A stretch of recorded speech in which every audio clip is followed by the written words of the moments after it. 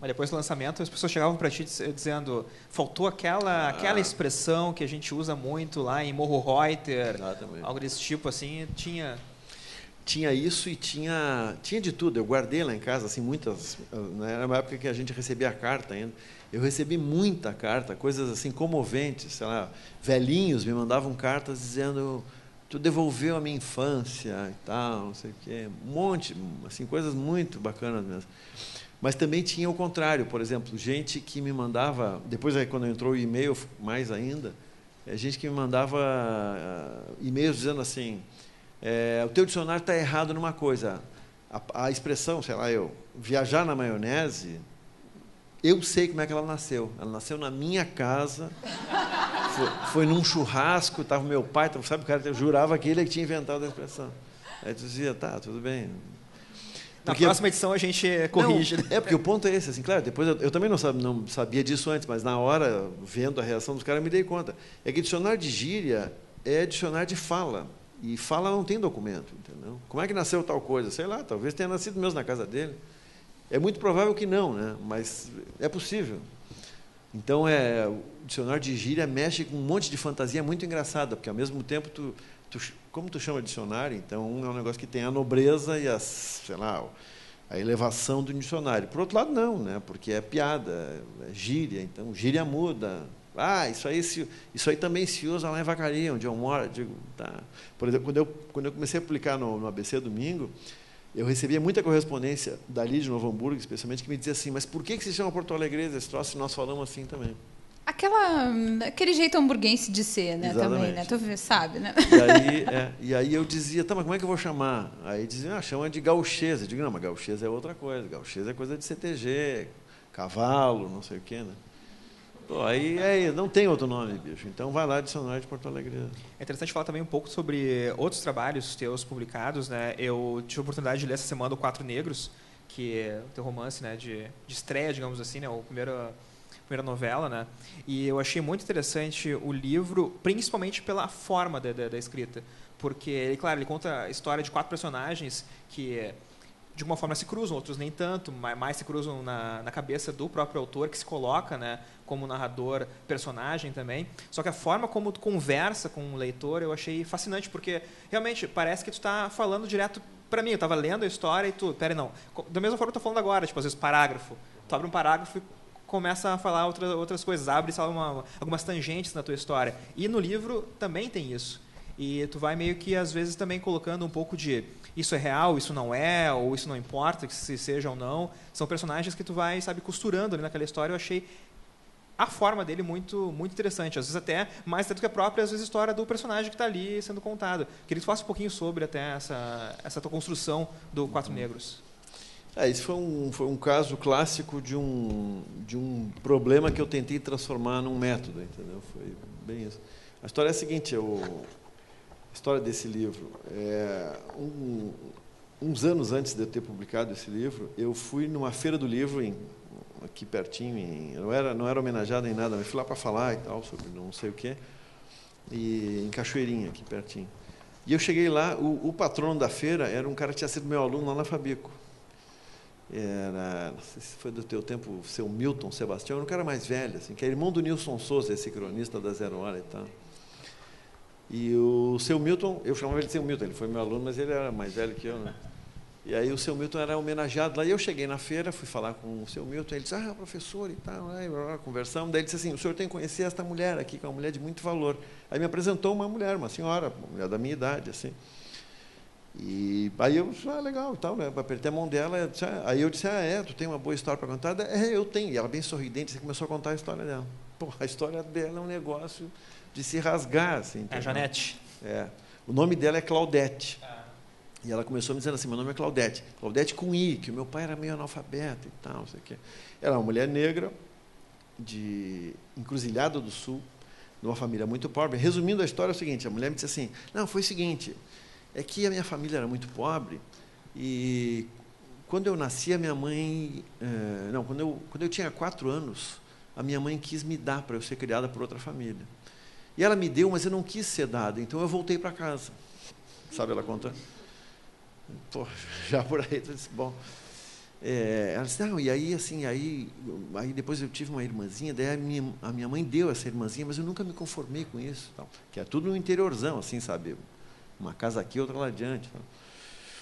E aí iam nascendo e tal, e sempre que nascia um outro, eu sabia que eu ia ser dada de novo, então eu me escondia no mato, perto de casa, para não ser dada, eu ficava uns dias lá, sabe?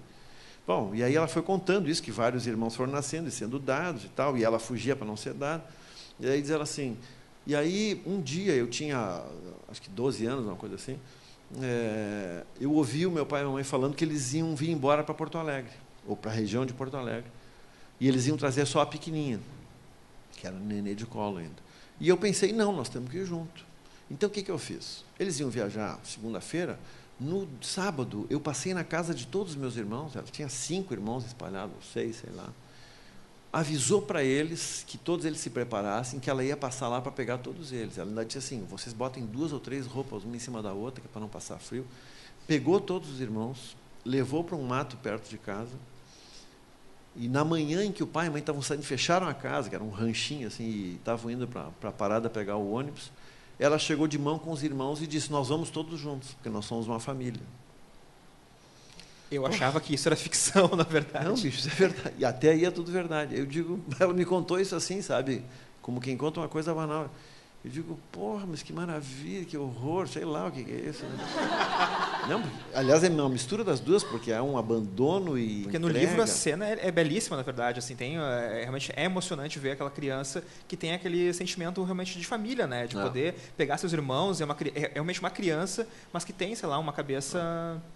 Não, e aí a história, ela contou isso dela, disse assim, hoje em dia os meus pais moram comigo, eu que cuido deles, eles estão velhinhos. Tal. E aí depois o seu Milton tinha me contado, naquele momento em que eu a conheci, ela fazia letras na UBRA de Gravataí. Queria ser professora, tudo que ela queria na vida. Ela me contou que daí eles vieram de lá, ela trabalhou de empregada doméstica dos 13 até os 30 anos de idade, uma coisa assim. E aí conseguiu um emprego melhorzinho, não sei o que. E ela tinha, sei lá, uns 40 e poucos anos e fazia letras. Aí tinha filhos, adolescentes e tal. Ainda me contou que ela tinha tentado levar as filhas lá na casa original dela, mas que as filhas tinham achado um horror, nem queriam nem ver aquilo, enfim, era uma casa muito pobre. Bom, então a história é essa. Eu ouvi essa história e fiquei estaqueado, assim, digo, porra, sabe que história maravilhosa, né?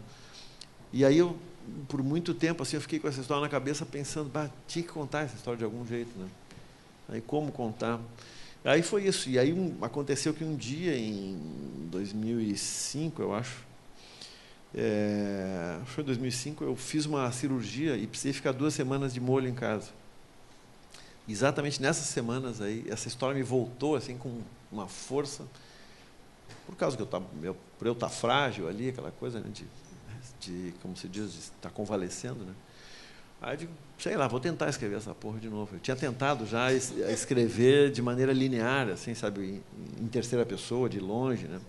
E aí eu digo, mas não é assim. E aí eu fiz essa coisa. Daí eu me botei, eu não, mas enfim, eu construí um personagem muito parecido comigo, né? Dizendo, eu fiz a seguinte fantasia, eu sou um escritor premiado, já fiz de tudo na vida e tal, só que a grande história que eu tenho para contar eu não sei contar. Aí ele está falando para alguém, né? E para o leitor, ele está realmente... Claro. Ele é um contador de histórias, né? A segunda pessoa, para quem ele está falando, tá na posição do leitor. Daí o escritor começa a dizer assim, o que tu me diria se eu te contasse o seguinte? Pronto, e aí começou a sair a história, entendeu? Aí, claro, eu inventei, tem muita coisa ali que é fantasia no meio e tal, aí botei outros personagens no meio.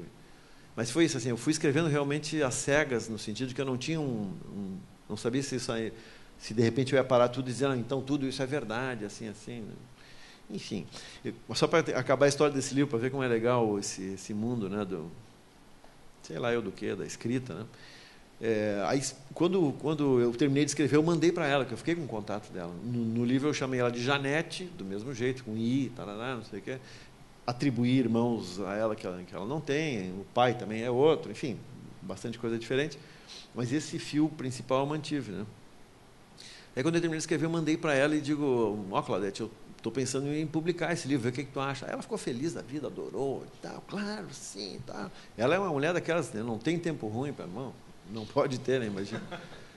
E aí quando foi o lançamento, foi na feira do livro daquele ano, eu convidei ela para ficar junto comigo. Então nós ficamos nós dois, entendeu? Ela ficava do meu lado e eu autografando ela ali e tal. E aí todo mundo que vinha, eu dizia, essa aqui é a personagem, tal, não sei o quê. Enfim, fiz uma onda ali, né? E ela estava bem feliz. Aí estava lá uma jornalista amiga minha, Cláudia Laitano, estava lá, e aí eu disse, Cláudia, essa aqui é a personagem e tal, né? Ela disse, E aí a Cláudia se interessou pela história, foi atrás.